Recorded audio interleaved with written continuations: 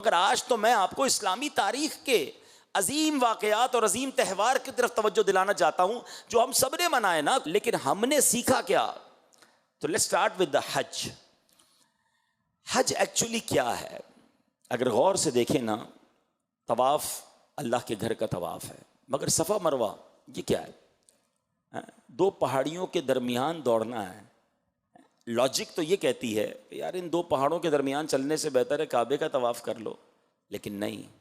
ایک ماں کی ادا ہے کہ اس ماں نے اپنے پیاسے بیٹے کے لیے پانی تلاش کیا، تو جب ماں دوڑی تھی رب کو وہ ادا ایسی پسند آئی کہ صفا مروہ کے درمیان دوڑنا ہر حاجی، ہر عمرہ کرنے والے کے لیے لازمی قرار دے دیا گیا ہے. اب منا کیمپس میں رہتے ہیں، عرفات میدان میں رہتے ہیں، مزدلفہ پتھریلی زمین پر سوتے ہیں. یہ سب کیوں کرتے ہیں؟ نہ اس میں کوئی بظاہر دیکھا جائے تو کوئی تلاوت ہے، نماز کے وقت میں نماز پڑھتے ہیں، لیکن اسپیشل کوئی ایسا عبادت وہاں کی نہیں ہے، وہاں ٹھہرنا ہے. یہی کام کعبے پہ تو ہو سکتا تھا. عرفات تو ہے بھی حدود حرم کے باہر، مگر اسٹیپ بائی اسٹیپ یہ اللہ والوں کی یادیں ہیں کہ نبی پاک یہاں ٹھہرے تھے، اللہ والے یہاں ٹھہرے تھے، ان کی ادا کو ادا کرنا ہے. منا کی راتیں کیمپوں میں گزارنا افضل ہے چہ جائے کہ کعبے کے قریب گزارنا، کیونکہ وہاں نبی پاک نے رات گزاری تھی، تو امتی کا کام یہ ہے کہ وہ بھی وہاں رات گزارے. تو یہ بات سمجھنی ہے کہ پھر جو رمی کی جاتی ہے، جمرات کو پتھر مارے جاتے ہیں، شیطان کو کنکر مارے جاتے ہیں. شیطان تو اب وہاں نہیں ہے، ایک دیوار ہے، سارے حاجی مان رہے ہیں. لاجک یہ کہتی ہے کہ یہ اتنے سارے لاکھوں لوگوں کو کنکر لائن لگا کے اتنا رش ہوتا ہے، مار رہے ہوتے ہیں، اس کی بجائے 2 طواف ایکسٹرا کروا دو. نہیں، اللہ کی رضا ہے کہ میرے ابراہیم نے جو کام کیا میرے بندے وہ کام کریں. بلکہ میں ایک اور مزے کی بات بتاؤں، دعا کرتا ہوں اللہ آپ کو اگلے سال حج نصیب فرمائے. میں نے اب تک جتنا پڑھا ہے، میرا مطالعہ بہت تھوڑا ہے، آپ بھی کسی مفتی صاحب سے، عالم صاحب سے پوچھئے گا، جتنے نیک اعمال ہیں ان کے فضائل میں نے اب تک 2 ہی اعمال ایسے پڑھے ہیں کہ جن کو کرنے سے کبیرہ گناہ کی معافی کا اعلان ہے. ہر جمرے کو رمی کرنے پر، ہر رمی کرنے پر ایک کبیرہ گناہ معاف ہو جاتا ہے. اور ایک اور کام ہے جو آپ آسانی سے چاہیں تو ہر ہفتے میں کئی بار اپنے محلوں میں کر سکتے ہیں، کہ جنازے کو جو کاندھا دیتا ہے نا، ہر قدم پر ایک کبیرہ گناہ معاف ہوتا ہے. ہمارے یہاں کاندھا نہیں دیتے لوگ، اللہ اکبر. یقین کریں لالچ ہونی چاہیے کہ یار جنازہ ہوا ہے، چلو جنازہ پڑھوں، 40 قدم میں بھی سنت ادا کر لوں، 40 کبیرہ گناہ معاف ہو جائیں گے انشاءاللہ. تو یہ مواقع ہوتے ہیں کہ نیکی کدھر سے ملے گی. میں نے ابھی بتایا بیلنس شیٹ سیٹ کرنی ہے. ہاں، یہ کبیرہ گناہ جو معاف کروانے والے اعمال ہیں اس کو تو ڈھونڈ کے کیا کرو اور آگے بڑھ کے کیا کرو. بہرحال اب دوبارہ آتے ہیں تو اب یہ تمام چیزیں کیا بتا رہی ہیں؟ صفا مروہ کی سعی، جمرات کی رمی، منا عرفات میں، یہ سب یہ بتاتا ہے کہ اللہ کی بارگاہ میں مقبول یہ ہے کہ اللہ والوں کی یاد منائی جائے. کوئی پراپر حج کو سمجھے نا تو اس کو پھر یہ بات کبھی بھی کنفیوز نہیں کرے گی کہ اولیاء کرام کی یاد کیوں مناتے ہیں، عرس کیوں مناتے ہیں، ان کا ذکر کیوں کرتے ہیں، سالانہ دن کیوں مناتے ہیں. ارے بھائی، اگر اللہ والوں کی یاد نہ منانا ہوتا اور یہ درست نہ ہوتا تو پھر اتنے سارے حج کے اعمال کیا ہیں؟ سارے کے سارے اللہ والوں کی یاد ہے. اللہ کی عبادت تو طواف میں ہو رہی ہے، لیکن رب نے اس کو بھی اپنی عبادت قرار دے دیا. ان الصفا والمروہ من شعائر اللہ. اللہ نے صفا مروہ کی پہاڑی کو اپنی نشانیوں میں سے نشانی قرار دے دیا، کیونکہ بی بی ہاجرہ دوڑی تھیں. تو بہرحال میرے پیارے اسلامی بھائیوں، پہلا میسج حج سے یہ ملتا ہے کہ حج اللہ والوں کی یاد ہے، اور اللہ والوں کی یاد منانا یہ اللہ کی بارگاہ میں بڑا مقبول عمل ہے. پھر آگے چلیں تو جو یہ احرام ہے نا، اللہ کرے آپ کو اور مجھے بار بار پہننا نصیب ہو. بلیو کریں اس کی کیفیت ہی اور ہے. لیکن جب احرام پہنتا ہے نا انسان، تو امام غزالی نے لکھا کہ وہ احرام پہنے تو اپنے کفن کو یاد کرے کہ ایک وقت آئے گا سارا لباس اتار کر کفن پہنایا جائے گا.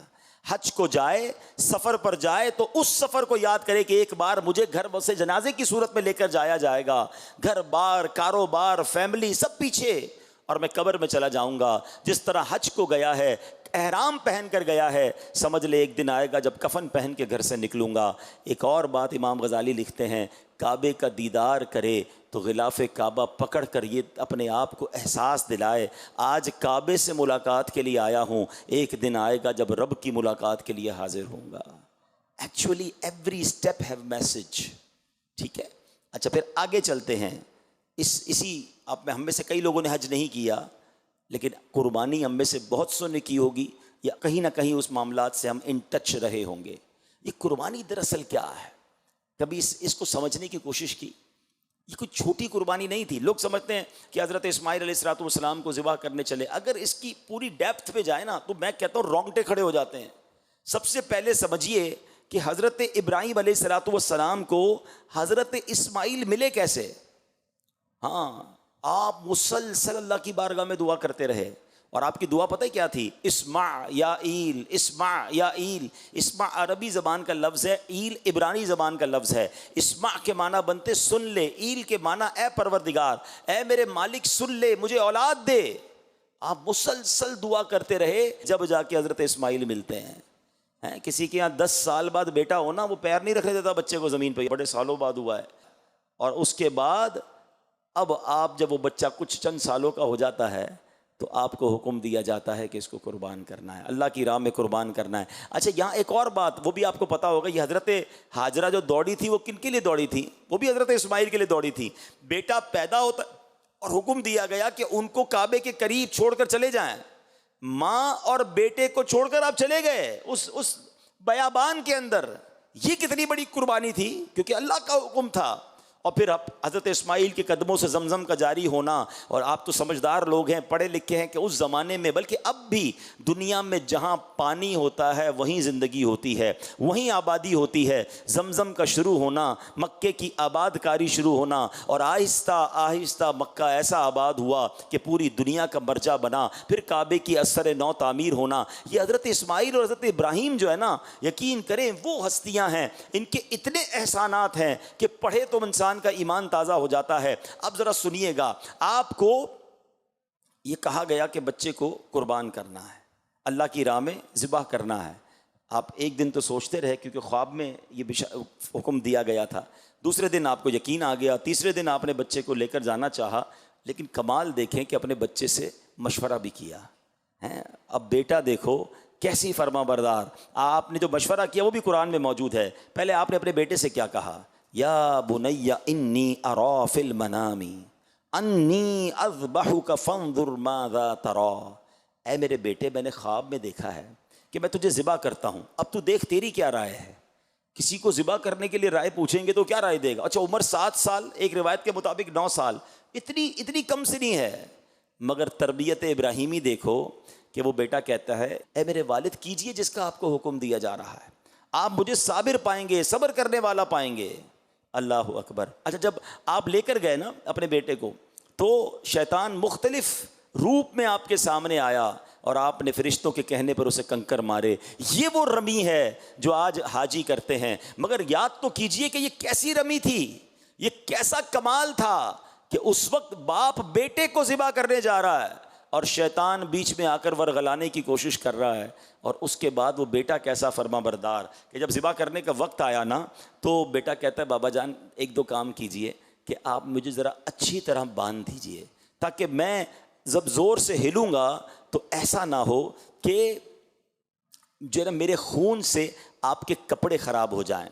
اور بابا جان دوسری بات یہ ہے کہ آپ مجھے الٹا لٹا دیجئے تاکہ مجھے ذبح کرتے وقت آپ میرے چہرے کو نہ دیکھیں، آپ کو زیادہ تکلیف ہوگی. اچھا بابا جان چھری کو زیادہ تیز کر دیجیے گا تاکہ وہ گلے پر جلدی چل جائے، مجھے بھی کم تکلیف ہوگی. اور میرے اس عمل کے بعد مجھے جب آپ گلا میرا کاٹ دیں، ذبح کر دیں تو میرا لباس میری ماں کو دے دیجیے گا، تھوڑا اسے تسلی ہو جائے گی.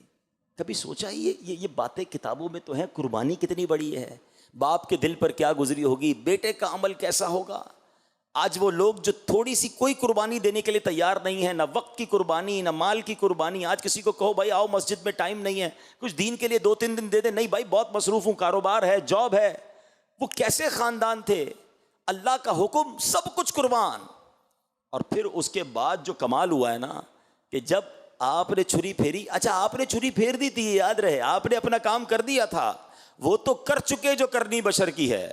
مگر پھر کیا ہوا کہ حکم الہی ہوتا ہے جبریل امین کو کہ جنتی مینڈا لے کر جائیں. اچھا جو جنتی مینڈا لے کر جبریل امین آئے نا، پھر اب آپ تو اپنے بیٹے کو لٹایا ہوا ہے، چھری ہاتھ میں ہے اور آپ ذبح کر رہے ہیں. جبریل امین تو آسمانوں سے آ رہے ہیں، تو اوپر سے جبریل امین نے آواز لگائی اللہ اکبر اللہ اکبر.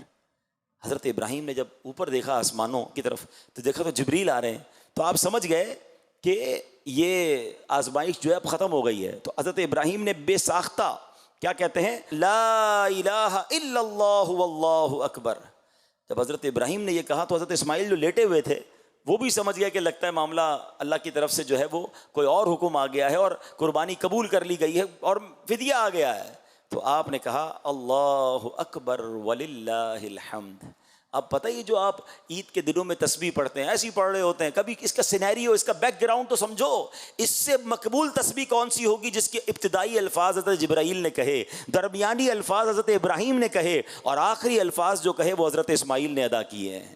یہ تسبیح قربانی کی کیسی عظیم داستان بیان کرتی ہے کہ ملی کیسے موقع پر کہ جب باپ بیٹے کے اوپر پیر رکھ کر چھری چلا رہا ہے اور اللہ کی راہ میں قربان کر رہا ہے اور جنتی مینڈھا آ رہا ہے. اس سینیریو کو یاد کر کے جب اس تسبیح کو پڑھتے ہیں تو ایمان تازہ ہو جاتا ہے کہ سبحان اللہ, یہ کیا عظیم قربانی ہے. آج ہم پر احسان تو دیکھو رب کا, ہمیں کہا بکرا, بکری, دمبا, گائے, اونٹ ذبح کر دو تمہاری قربانی ہو جائے گی. ہمیں نہیں کہا کہ اپنا بچہ قربان کرو, ہمیں نہیں کہا کہ جناب اپنا ایک ہاتھ کاٹ کے قربان کر دو. اللہ نے کتنی بڑی ہم پر آسانی کی ہے. اچھا قربانی بھی اس پر ہے جس پر مال ہے, مال نہیں تو قربانی بھی نہیں ہے. اتنی آسانیاں ہیں مگر اصل قربانی وہ تھی حضرت ابراہیم علیہ الصلوۃ والسلام نے دی. اب ذرا اس تصور میں, پہلے کئی بار یہ تسبیح پڑھی ہوگی, آج ذرا اس تصور میں یہ تسبیح پڑھو تو ایمان تازہ ہوگا.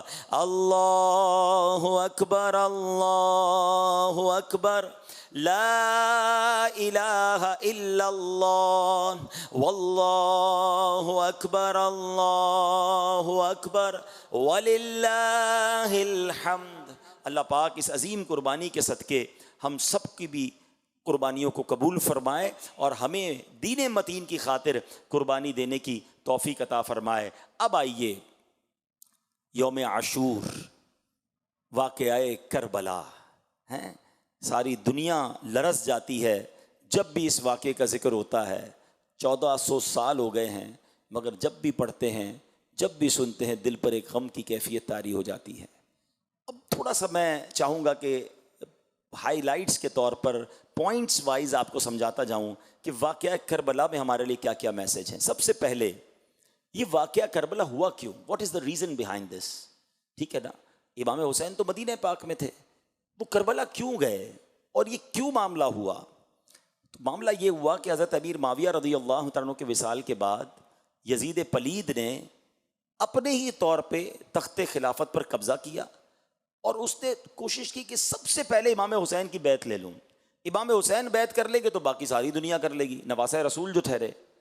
مگر جب آپ سے بات کی گئی, آپ تک پیغام پہنچایا گیا تو آپ نے انکار کر دیا ہیں. کیونکہ آپ کو پتا تھا کہ وہ شرابی, کبابی, زانی, بدکار, بے حیائی کرنے والا, بہت سارے الٹے کام اس کے تھے. اس کو کیسے امیر المومنین مان لیں, اس کو کیسے مسلمانوں کا خلیفہ مان لیں. اب وہاں سے معاملہ بگڑنا شروع ہوا. پہلا میسج, امام حسین کو بڑی آفرز تھیں کہ آپ قبول کر لیں, پھر آپ کی تو وظائف باندھ دیے جائیں گے, آپ کو بڑی لگژریز دی جائیں گی. آپ نے کسی چیز کو قبول نہ کیا اور باطل کے آگے سر نہیں جھکایا, کمپرومائز نہیں کیا. آپ کمپرومائز کر لیتے نا تو ساری دنیا کے لیے ایک مثال بن جاتی کہ جناب جب بھی مشکل آئے کمپرومائز کر لو. امام حسین نے بھی تو کیا تھا. نہیں, آپ نے سر کٹا دیا مگر کمپرومائز نہیں کیا. یہ میسج ہے ہم تمام لوگوں کے لیے جو کہتے ہیں یار آفس کا ماحول ایسا ہے نا تو وہاں نماز نہیں پڑھ سکتا, ذرا ہمارا دوستوں کا ماحول ایسا ہے نا تو وہاں ڈریس مجھے ایسے ہی پہننا پڑتا ہے. ارے جناب یہاں جو ہے نا میں سنت پر عمل نہیں کر سکتا, فلاں ملک میں جاتا ہوں تو وہاں اس برائی سے نہیں بچ سکتا. ارے تم ماحول کی وجہ سے اپنے اعمال, اپنے دین, اپنے عقائد پر کمپرومائز کر لیتے ہو. سیکھو نواسہ رسول صلی اللہ تعالی علیہ وسلم سے کہ کس طرح جان قربان کر دی مگر باطل سے کمپرومائز نہیں کیا. یہ رہتی دنیا کے لیے میسج ہے کہ امام حسین نے عظیم قربانی اس لیے دی کہ نانا کے دین کے پرچم کو بلند کر دیں. کیا خوبصورت شعر ہے نا کہ قتل حسین اصل میں مرگ یزید ہے, اسلام زندہ ہوتا ہے ہر کربلا کے بعد. تو وجہ یہ بنی کہ آپ نے باطل کے آگے سر نہیں جھکایا. اب دوسرا سوال ذہن میں یہ آتا ہے کہ ٹھیک ہے آپ نے جب نہیں کی بیعت تو مدینہ چھوڑ کر کربلا کیسے جانا ہوا. اصل میں آپ نے یہ ڈیسائیڈ کر لیا کہ اگر اب میں مدینے میں رہوں گا تو اس کے سپاہی جو ہیں اب یہ جنگ و جدال کریں گے اور آپ کے دل نے گوارا نہ کیا کہ مدینے میں تلواریں چلیں، مدینہ منورہ کا امن و سکون برباد ہو، تو آپ نے سوچا کہ میں مکے چلا جاتا ہوں۔ آپ مکہ پاک کے لیے روانہ ہو گئے، مگر ذرا سوچیں کہ نواسہ رسول جن کی پیدائش مدینے میں ہوئی،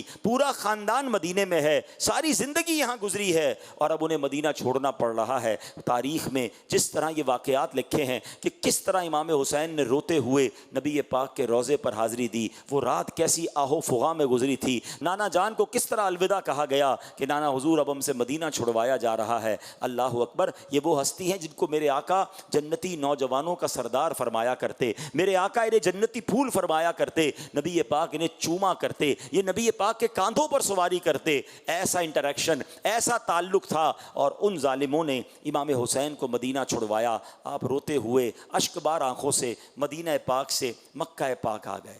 مگر اب کمال دیکھو کہ کوفہ سے مسلسل آپ کو پیغام آ رہے تھے کہ حضور ہم آپ کی بیعت کرنا چاہتے ہیں، ہم یزید کی بیعت نہیں کرنا چاہتے، آپ آئیے اور ہمیں اس کے ظلم و ستم سے بچائیے، اور ہم آپ کے ہاتھ پر بیعت کرنا چاہتے ہیں۔ اللہ اکبر، آپ کو معلوم تھا کہ یزید کے لشکر والے بڑے ظالم ہیں، مگر جب کوفیوں کی لیٹر آئے، کوفیوں کے مکتوب آئے، تو یہ آپ کے منصب کا تقاضا تھا کہ کیسے ڈینائی کر دیتے۔ امام حسین اسلام کے بہت بڑے داعی تھے، حق کی بات کرنے والے تھے، عظیم مبلغ اسلام تھے۔ آپ نے فرمایا اگر میں کوفہ نہ گیا تو قیامت کے دن اگر کوفے والے کھڑے ہو گئے بارگاہ الہی میں کہ یا اللہ ہم تو امام کی بیعت کرنا چاہتے تھے، ہم اس بدکار یزید کی بیعت نہیں کرنا چاہتے تھے، مگر امام ہمارے پاس نہیں آئے تو میں اللہ کی بارگاہ میں کیا جواب دوں گا۔ یہ دین کی خاطر قربانی کا جذبہ دیکھو کہ جان کی پرواہ نہ کی، اور آپ نے کہا میں سفر کروں گا۔ بڑے بڑے صحابہ کرام نے آپ کو روکا، منع کیا، یہ آپ کو دھوکہ دیں گے، انہوں نے پہلے بھی لوگوں کو دھوکہ دیا ہے، مگر آپ نے کہا نہیں، ان کے میرے پاس لیٹر آئے ہوئے ہیں، میرا منصب اس بات کی اجازت نہیں دیتا کہ میں مسلمان پریشان ہوں، مجھے پکار رہے ہوں اور میں ان کی مدد کو نہ جاؤں اور میں دین کی بات کرنے نہ جاؤں۔ اللہ اکبر، یہ امام حسین کا ڈیسیشن لینا، یہ آپ کا ٹریول اختیار کرنا۔ حالانکہ ایک اور بات ذہن میں رہے کہ امام حسین وہ شخصیت ہیں جن کی پیدائش کے وقت سے شہادت کی خبر مشہور تھی۔ نبی پاک نے پہلے ہی صحابہ کو بتا دیا تھا کہ حسین کو شہید کیا جائے گا، بلکہ مولا علی شیر خدا کرم اللہ تعالی وجہ الکریم کو تو یہ بھی معلوم تھا کہ کربلا کے میدان میں شہید ہوں گے۔ کربلا کی بٹی آپ کو دکھائی گئی، نبی پاک علیہ الصلوۃ والسلام کی بارگاہ میں فرشتے لے کر آئے، تو یہ سب کو معلوم تھا، مگر پھر بھی کربلا کا سفر ہو رہا ہے، پھر بھی کوفہ کا سفر ہو رہا ہے۔ تو اس سے ایک اور بات پتہ چلتی ہے، دیکھیں نبی پاک تو وہ ہیں کہ لوگ آ کر دعا کرواتے، اپنے کام کروا لیتے تھے۔ صحابہ کہتے بارش چاہیے، آقا ہاتھ اٹھاتے بارش برستی، صحابہ کہتے بارش رکوائیے، آقا ہاتھ اٹھاتے بارش رک جاتی۔ جو نبی چاند کو اشارہ کر کے دو ٹکڑے کر دے، وہ نبی کیا اپنے نواسے سے یہ آفت ٹل جائے اس کی دعا نہیں کر سکتے تھے؟ بی بی فاطمہ کہتی بابا جان آپ کو اتنا پیار ہے حسین سے، آپ دعا کیجئے کہ اس کو شہید نہ کیا جائے، اس پر ظلم نہ کیا جائے، یہ آفت ٹل جائے۔ مولا علی کہتے نبی پاک علیہ الصلوۃ والسلام سے یہ سارا خاندان وہ ہے جو سارے جہان کے لیے دعائیں کرنے والا، مگر اپنے بیٹے کے لیے دعا نہ کی۔ اس کے پیچھے علماء نے لکھا کہ یہ سب پریپیئر تھے اس امتحان کے لیے، سب اپنے بچے کو گویا خون جگر پلا رہے تھے۔ امام حسین کی تربیت ہو رہی تھی کہ آگے جا کے تم نے دین پر قربان ہونا ہے، پتہ تھا پھر بھی صبر تھا۔ ہمارا حال کیا ہے؟ اللہ اکبر، یہ بہت کمال کا میسج ہے اگر ہم سمجھیں کہ انہیں معلوم تھا کہ اتنی بڑی آزمائش ہونے والی ہے، پھر بھی شکوہ نہیں ہے، پھر بھی جناب اللہ کی بارگاہ میں کوئی کمپلین نہیں ہے، زباں پر شکوہ رنج و علم لایا نہیں کرتے، نبی کے نام لیوا غم سے گھبرایا نہیں کرتے۔ بہت سارے اس میں تو پیغام ملتے ہیں نا۔ لوگ آج کل عجیب عجیب باتیں کرتے ہیں کہ یار میں تو نماز بھی پڑھتا ہوں، روزے بھی رکھتا ہوں، صدقہ بھی دیتا ہوں، میرے مسئلے ہی حل نہیں ہوتے، میری پریشانی دور نہیں ہوتی، پتہ نہیں میرا کیا قصور ہے۔ ارے اللہ کے بندو، اول تو یہ کہنا نہیں چاہیے میرا کیا قصور ہے، ہم تو ہیں ہی قصوروار، لیکن اگر کسی نیک شخصیت پر واقعی آزمائش آ رہی ہے تو مجھے بتاؤ نا، کربلا والوں سے زیادہ نیک کون تھا؟ انہیں بھی تو امتحان آیا نا، اور وہ امتحان میں کامیاب ہوئے۔ اور آج ہم چھوٹی سی آزمائش پر شکوے، شکایات، کمپلین نہ کریں۔ ایسا امیر اہل سنت بڑا پیارا میسج دیتے ہیں، فرماتے ہیں پیارے مبلغ معمولی سی مشکل پہ تو گھبراتا ہے، پیارے مبلغ معمولی سی مشکل پہ تو گھبراتا ہے، دیکھ حسین نے دین کی خاطر سارا گھر قربان کیا۔ امام حسین نے تو پورا گھر قربان کر دیا نا. اچھا پھر کیا ہوا؟ آپ مدینے سے مکے آ گئے اور آپ نے مزید کنفرمیشن کے لیے حضرت مسلم بن عقیل کو بھیجا. وہ وہاں گئے تو کوفے والوں نے ہزاروں کی تعداد میں آپ کی بیعت کر لی اور انہوں نے لیٹر لکھ دیا کہ حضور یہاں تو معاملات بہت اچھے ہیں، ہزاروں لوگ میرے ہاتھ پر بیعت کر چکے ہیں، آپ آئیے، وہ آپ کا انتظار کر رہے ہیں. اب 3 ذوالحجہ کو امام عالی مقام، امام عرش مقام مکے سے کوفہ کے لیے روانہ ہوتے ہیں. ذرا سوچیے یہ کون سے دن ہوتے ہیں؟ 3 ذوالحجہ اور 9 ذوالحجہ میں کتنا فرق ہے؟ 5-6 دن کا فرق ہے. حج کے لیے ساری دنیا سے لوگ مکے آ رہے ہیں، مگر امام حسین کوفہ جا رہے ہیں کہ دین پھیلانا ہے. قربانی دی، پہلے مدینہ چھوڑا پھر مکہ چھوڑا، اور اب آپ جب جانے لگے تو وہاں حضرت مسلم بن عقیل کو شہید کر دیا گیا. امام حسین کو راستے میں یہ پتہ چل گیا تھا کہ حضرت مسلم بن عقیل شہید ہو گئے ہیں. آپ نے اور آپ کے رفقا نے مشورہ کیا کہ اب نہیں جانا چاہیے، حالات عجیب و غریب ہیں. مگر حضرت مسلم بن عقیل کے خاندان والوں نے کہا کہ ہم تو جائیں گے، ہم یا تو بدلہ لیں گے یا خود بھی شہید ہو جائیں گے. تو امام حسین سبحان اللہ، وہ کہتے ہیں نا ساتھیوں کے ساتھی، آپ نے فرمایا جب تم نے جانے کا سوچا ہے تو میرا بھی واپس مڑنا درست نہیں ہے. جب ساتھ ہی سفر اختیار کیا ہے تو اب ساتھ ہی سفر کریں گے. اپنے قافلے والوں کی دل جوئی، ان کی حوصلہ افزائی کے لیے آپ نے بھی سفر اختیار کیا. اللہ اکبر. اب جب آپ کربلا کے قریب پہنچتے ہیں تو حضرت حر جو اس وقت یزیدی فوج میں تھے، انہوں نے انٹرسیپٹ کیا، آپ کو روکا، اور اس کے بعد ابن زیاد اور اس کے کارندے جب آ گئے، ابن سعد آ گئے، ابن سعد اور ان تمام لوگوں نے جب گھیرا ڈال دیا تو اب جب جنگ شروع ہونے والی تھی تو کمال یہ ہوا کہ گاؤں کے لوگ آئے، آس پاس کے ولیج کے لوگ آئے. کہتے ہیں جب تک ہم زندہ ہیں ہم اہل بیت اطہار کے کسی بندے کو شہید ہوتا ہوا نہیں دیکھ سکتے، پہلے ہم قربانی دیں گے. سارے گاؤں کے لوگ یزیدی فوج سے لڑتے لڑتے شہید ہو گئے. ایک بنی کلب کا ایک دولہا تھا، اس کی 17 دن کی شادی تھی. اس کی ماں آتی ہے روتے روتے کہ بیٹا میری زندگی کی تمنا ہے. قریب ہی نواسہ رسول موجود ہیں، اپنے لشکر کے ساتھ موجود ہیں، سامنے 22,000 کا لشکر ہے. اے میرے بیٹا کیا ایسا نہیں ہو سکتا کہ تم بھی اپنی جوانی امام حسین کے قدموں پہ قربان کر دو؟ وہ نوجوان لڑتے لڑتے شہید ہوتا ہے. جب اس کا سر دلہن کی گود میں ڈالا جاتا ہے تو وہ بھی روتے روتے دنیا سے چلی جاتی ہے. ذرا سوچئے تو صحیح میرے پیارے اسلامی بھائیوں، یہ کیسی قربانی کی داستانیں ہیں. یہ کیسے لوگ تھے کہ ایک طرف جن کو باقاعدہ کوئی انٹریکشن نہیں تھا مگر محبت آل رسول میں آ کر وہ اپنے سر کٹا رہے ہیں، اور ایک طرف یزیدی ہیں، 22,000 کا لشکر ہے اور وہ کسی طریقے سے بھی پیچھے ہٹنے کے لیے تیار نہیں. امام حسین نے کئی بار انہیں کہا کہ میں لڑنے نہیں آیا. کوئی لڑنے جاتا ہے تو بچوں کو لے کے جاتا ہے، فیملی کو لے کے جاتا ہے. آپ تو اپنے بچوں کو لے کر گئے تھے کہ مجھے تو کوفے والے بلا رہے ہیں، ویلکم کرنے کے لیے بلا رہے ہیں، دین کی دعوت دینے جا رہا ہوں، اس لیے فیملی ساتھ لے کر آئے تھے. آپ نے کئی بار کہا اگر مجھے نہیں جانے دینا تو مجھے واپس بھیج دو، مگر ان ظالموں نے کچھ اور ٹھانی ہوئی تھی. 3 دن بھوکا پیاسا رکھا گیا، پانی بند کر دیا گیا، کھانا بند کر دیا گیا. جب 1-2 دن کوئی بھوکا رہتا ہے نڈھال ہو جاتا ہے. ان ظالموں نے 3 دن بھوکا پیاسا رکھنے کے بعد اب جب مقابلہ شروع ہوتا ہے، اللہ اکبر، میرے امام نے اس وقت بھی اتمام حجت کے لیے کربلا کے میدان میں ایک عظیم خطبہ دیا کہ دیکھ لو، پہچانو میں کون ہوں. میں نبی پاک کا نواسا ہوں، میں فاطمہ بطول کا بیٹا ہوں، میں مولا علی کا شہزادہ ہوں. تمہیں یاد ہے میرے آقا نے میرے بارے میں کیا کیا فرمایا ہے؟ میں جنتی نوجوانوں کا سردار ہوں. ذرا سوچو مجھ پر ظلم کرو گے، قیامت کے دن کیا منہ دکھاؤ گے؟ کیسے تم میرے قتل سے بری ہو سکو گے؟ آپ نے ایک بار پھر انہیں سمجھانے کی کوشش کی مگر وہ ظالم نہ سمجھے. مگر جس کے نصیب میں تھا. حضرت حر کا واقعہ ایک شاندار ہمارے لیے میسج ہے. آپ کانپنے لگے، لرزنے لگے. آپ کا بھائی آپ کو کہتا ہے اے حر، میں نے تمہیں بڑے بڑے مقابلوں میں دیکھا ہے، تم تو بڑے بہادر ہو، تم تو بڑے جری ہو، یہ تمہیں کیا ہو گیا ہے؟ اتنی چھوٹی سی لشکر ہے، اتنا چھوٹا سا میدان ہے اور تم کانپ رہے ہو. اللہ اکبر. حضرت حر کہتے ہیں کہ میں ایسا لگتا ہے کہ جنت اور دوزخ کے درمیان کھڑا ہوں. دنیا مجھے کھینچ رہی ہے جہنم کی طرف، مگر سامنے مجھے نواسہ رسول کے قدموں میں جنت نظر آ رہی ہے. میں ان دونوں کے درمیان لرز رہا ہوں کہ کہیں میری زندگی تباہ و برباد نہ ہو جائے. میں نواسہ رسول سے کیسے لڑائی کر سکتا ہوں؟ ایمان کی رمق دل میں موجود تھی. ادھر امام حسین نے اعلان کیا کون ہے جو ہمارے نام پر اپنی جان قربان کرے؟ بس یہ سننا تھا کہ حضرت حر نے اپنا گھوڑا دوڑایا، یزیدی فوج سے نکلے اور حسینی فوج میں جا ملے. اور وہاں جا کر پھر آپ نے امام حسین کے قدموں پر لڑتے لڑتے یزیدیوں کے ساتھ اپنی جان قربان کی. یہ ایک لمحے کا ڈیسیشن، کروشل ڈیسیشن، یہ ہمیں بہت کچھ بتاتا ہے.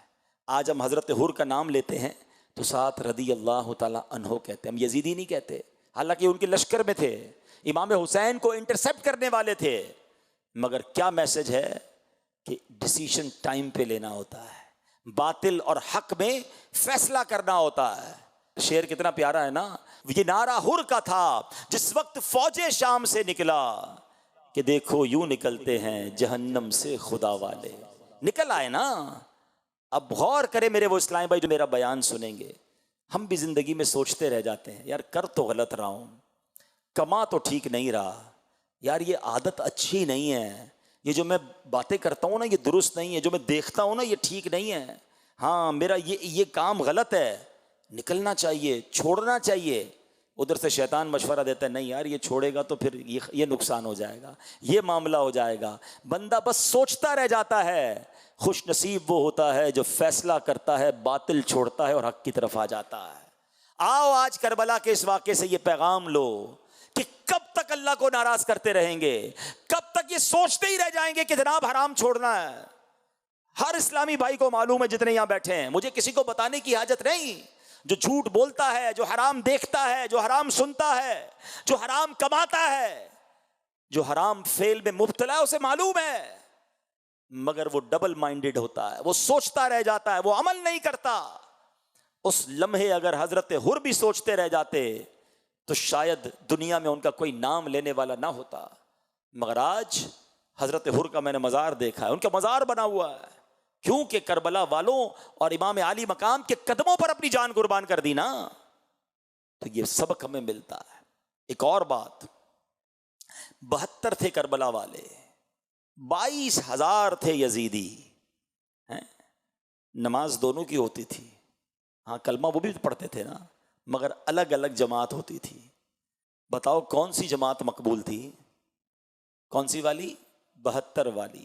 میسج لے لو، ہر بڑی جماعت درست ہو ضروری نہیں ہے، دل میں عشق رسول ہو، خوف خدا ہو، اہل بیت کی محبت ہو، چاہے وہ چھوٹی جماعت ہو، اللہ کی بارگاہ میں وہ مقبول ہوتی ہے۔ بعض اوقات کہتے ہیں نا مائٹ از آلویز رائٹ، ارے جناب جو بہت سارا دنیا ایک کام کر رہی ہے ہم نہیں کر رہے، ہم تھوڑے ہی رہ جائیں گے، ارے جناب 72 بھی ہوں تو 22,000 سے زیادہ مقبول ہوتے ہیں، وہ کامیاب ہوتے ہیں، وہ اللہ کی بارگاہ کے پسندیدہ بندے ہوتے ہیں۔ مجھے بتاؤ نا ان کی اس قربانی نے ہمیں کتنا بڑا درس دیا ہے۔ آج کون بچا؟ امام حسین کے اس پورے قافلے میں ایک عابد بیماری مرد واپس گئے نا، باقی تو سارے شہید ہو گئے، پورا خاندان لٹ گیا۔ 22,000 کے لشکر میں ہزاروں یزیدی واپس گئے۔ میں آپ سے سوال کرنا چاہتا ہوں، کسی یزیدی لشکر کے ایک بندے کا نام بتا دیں، 2-4 جو کمانڈر تھے اس کے علاوہ کسی کو بھی نام نہیں پتا۔ کیوں نہیں پتا؟ ان کے نام و نشان مٹ گئے۔